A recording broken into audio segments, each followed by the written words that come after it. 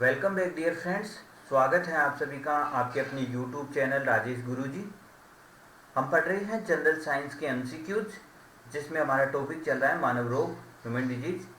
इसके पार्ट 3 हमने कंप्लीट किए। आज स्टार्ट करेंगे हम पार्ट 4। क्लास स्टार्ट करने से पहले क्लास का लिंक अपने सहपाठियों को जरूर शेयर करें ताकि उन्हें भी इस क्लास का लाभ मिले। चलो स्टार्ट करते हैं आज की क्लास। आज का फर्स्ट क्वेश्चन रहेगा, काला आजार रोग किस प्रोटोजोआ से होता है। जो काला आजार रोग होता है ये प्रोटोजोआ जनित रोग है और ये किस प्रोटोजोआ के कारण होता है ये हमें बताना है। तो ये क्या ट्राइकोमोनास बेजिनोलिस के कारण होगा, या एंटअमीबा के कारण, या ट्रिप्नोसोम गेम्बियस के कारण, या लिस्मानिया डोनोवानी के कारण। तो जो काला आजार रोग होता है ये काला आजार रोग लिस्मानिया डोनोवानी प्रोटोजोआ के कारण होता है। तो ऑप्शन डी इसका राइट हो जाएगा। नेक्स्ट है, काला आजार रोग फैलता है। तो जो इसकी वाहक होती है काला आजार रोग की वो कौन है। क्या वो रेत मक्खी है, या सीसी मक्खी है, या फल मक्खी है, या कोई नहीं। तो जो काला आजार रोग होता है इस काला आजार रोग को फैलाने का काम करती है वो हो जाएगी रेत मक्खी। ऑप्शन ए इसका राइट हो जाएगा।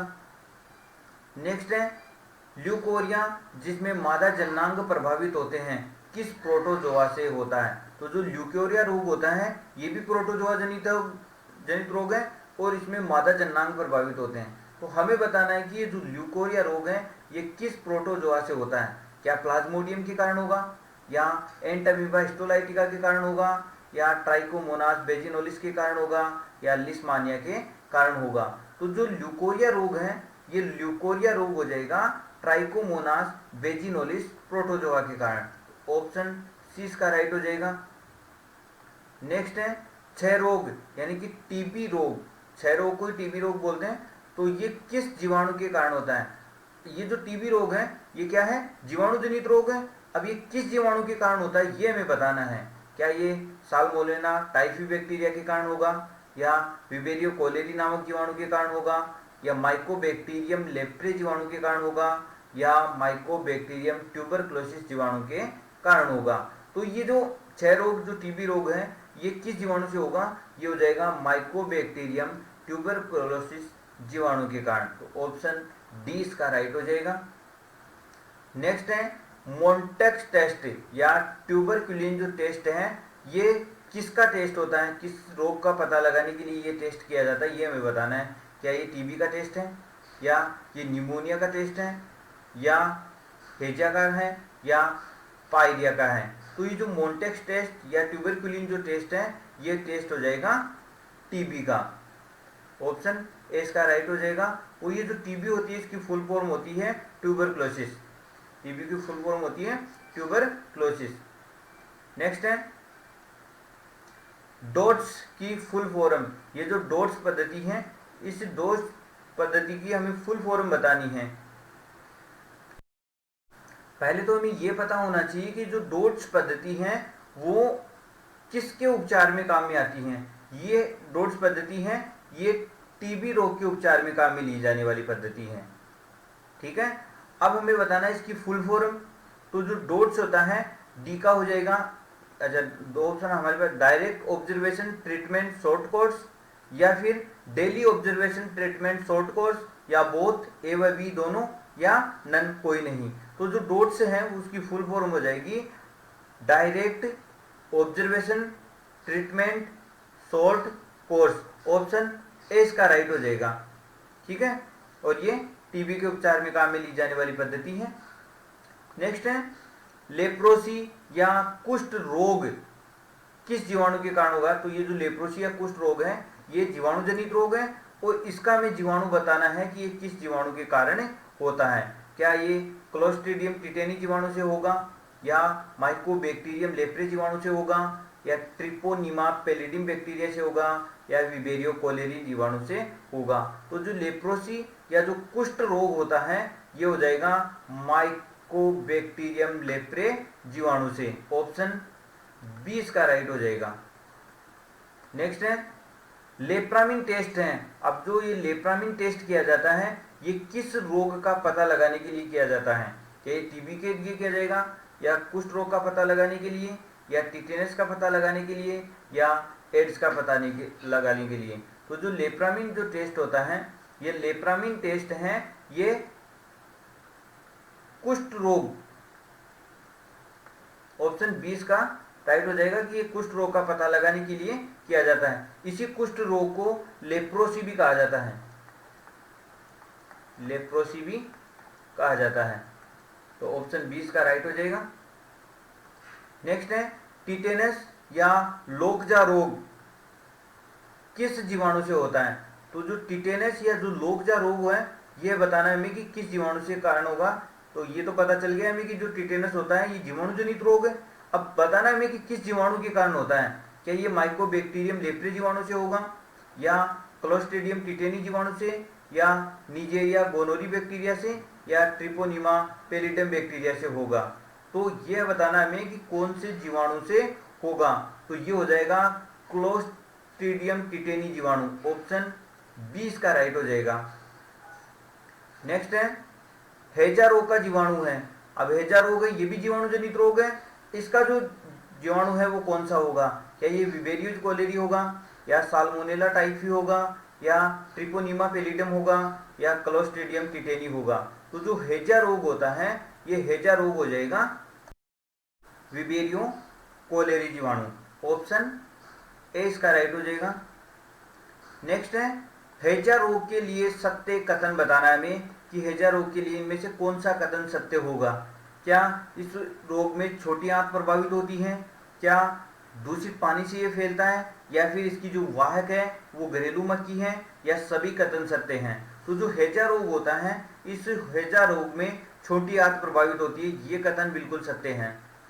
दूसरा है दूषित पानी से फैलता है, बिल्कुल ये रोग दूषित पानी से फैलता है।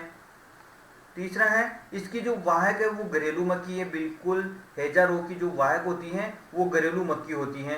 तो इसका ऑप्शन डी राइट हो जाएगा कि सभी कथन सत्य हैं। नेक्स्ट है टाइफाइड का बैक्टीरिया है।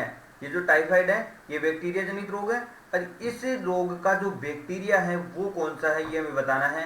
क्या ये साल्मोनेला टाइफी होगा, या विवेरियो कोलेरी होगा, या ट्रिपोनिमा पेलिडम होगा, या नन ऑफ दीज होगा? जो टाइफाइड है, इस टाइफाइड का जो बैक्टीरिया हो जाएगा वो जाएगा salmonella typhi bacteria, option A इसका राइट हो जाएगा। देखो जो आधे रोग होते हैं उनका तो हमें इनके नाम से ही पता चल जाता है। जैसे टाइफाइड है तो इसके पीछे देखो टाइफी लग रहा है, तो इसके बैक्टीरिया का हमें पता चल जाएगी कौन सा बैक्टीरिया है, तो इसका साल्मोनेला टाइफी बैक्टीरिया है। ऐसे ही बहुत सारे रोग अन्य भी हैं जिनमें हमें पता चल जाता है उनके नाम के पीछे वाले अक्षर से कि वो कौन सा है। नेक्स्ट है टाइफाइड की जांच की जाती है। देखो टाइफाइड की जांच, टाइफाइड रोग का पता लगाने के लिए कौन सी जांच की जाती है ये हमें बताना है। क्या लेप्रामिन टेस्ट किया जाएगा, या मोन्टेक्स टेस्ट किया जाएगा, या विजल टेस्ट किया जाएगा, या नन ऑफ दीज किया जाएगा? तो जो टाइफाइड है उस टाइफाइड की जांच के लिए किया जाने वाला जो जांच है, जो टेस्ट है वो हो जाएगा विजल टेस्ट, ऑप्शन सी इसका राइट हो जाएगा। नेक्स्ट है सिफिलिस रोग का बैक्टीरिया है। ये जो सिफिलिस रोग है ये बैक्टीरिया जनित रोग है। अब ये किस बैक्टीरिया के कारण होता है ये हमें बताना है। क्या ये साल्मोनेला टाइफी के कारण होगा, या विवेरियो कोलेरी के कारण, या ट्रिपोनिमा पेलिडिम के कारण होगा? तो जो सिफिलिस रोग होता है ये सिफिलिस रोग ट्रिपोनिमा पेलिडिम बैक्टीरिया से होगा, ऑप्शन सी इसका राइट हो जाएगा। और ये जो सिफिलिस रोग होता है इसमें जननांग प्रभावित होते हैं, इस रोग में जननांग प्रभावित होते हैं, ये भी हमें ध्यान रखना है क्योंकि ये जो सिफिलिस जो रोग होता है ये एक प्रकार का एसटीडी रोग है, सेक्सुअल डिजीज रोग है ये। नेक्स्ट है सिफिलिस रोग की जांच की जाती है। अब देखो जो सिफिलिस जो रोग हो गया तो उसकी हमें पता कैसे चले कि व्यक्ति को ये रोग हो गया, तो इसकी हमें जांच करनी होगी। तो इसके लिए कौन सी जांच करनी है वो हमें नाम बताना है। क्या वो वेनेरियल डिजीज रिसर्च लेबोरेटरी होगी, या विजल टेस्ट होगा, या मोन्टेक्स टेस्ट होगा, या लेप्रामिन जो टेस्ट है वो होगा? तो जो सिफिलिस जो रोग है इसमें जो जांच की जाएगी वो जाएगी venereal disease research laboratory, option A इसका राइट हो जाएगा। नेक्स्ट है गोनेरिया रोग का बैक्टीरिया है। जो गोनोरिया रोग है ये एक बैक्टीरिया जनित रोग है और इसका कौन सा बैक्टीरिया है ये हमें बताना है। क्या साल्मोनेला टाइफी होगा, या विबेरियो कोलोरी होगा, या ट्रिपोनिमा पैलिडियम होगा, या निजेरिया गोनोरी होगा। तो ये जो गोनोरिया रोग है, अब देखो गोनोरिया है लास्ट में आ रहा है गोनोरी, तो इसका जो बैक्टीरिया हो जाएगा वो हो जाएगा निजेरिया गोनोरी। ऑप्शन डी इसका राइट हो जाएगा। ठीक है, नेक्स्ट है डिप्थीरिया रोग का बैक्टीरिया है। अब हमें डिप्थीरिया रोग का जो बैक्टीरिया है वो कौन सा है ये बताना है हमें। क्या साल्मोनेला टाइफी है, या विबेरियो कोलेरी है, या ट्रिपोनिमा पैलिडियम है, या कोरिनोबैक्टीरियल डिप्थीरी है। अब देखो डिप्थीरिया लास्ट में आ रहा है डिप्थीरी, तो इसका जो बैक्टीरिया हो जाएगा वो हो जाएगा कोरिनोबैक्टीरियल डिप्थीरी। ऑप्शन डी इसका राइट हो जाएगा। नेक्स्ट है एड्स है। अब जो एड्स रोग होता है ये क्या है, क्या ये वायरस जनित रोग है, या ये जीवाणु जनित रोग है, या ये हेलमंथीज रोग है, या नन ऑफ दीज। तो जो एड्स जो रोग होता है ये एड्स रोग है, ये वायरस जनित रोग है। ऑप्शन ए इसका राइट हो जाएगा।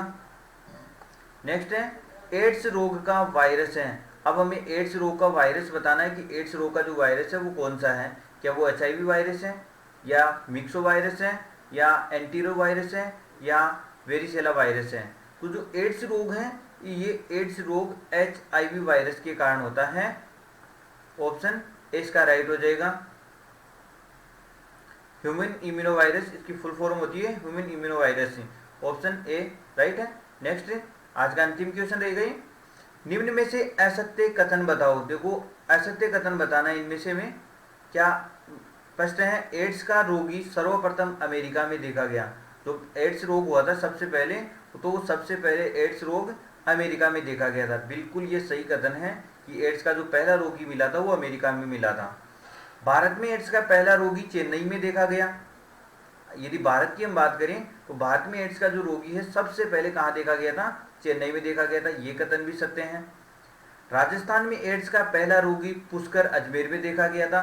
बिल्कुल ये कथन भी सत्य है कि राजस्थान की बात करें तो राजस्थान में पहला रोगी पुष्कर अजमेर में देखा गया। तो इसके सभी कथन सत्य हैं। ऑप्शन डी इसका राइट हो जाएगा।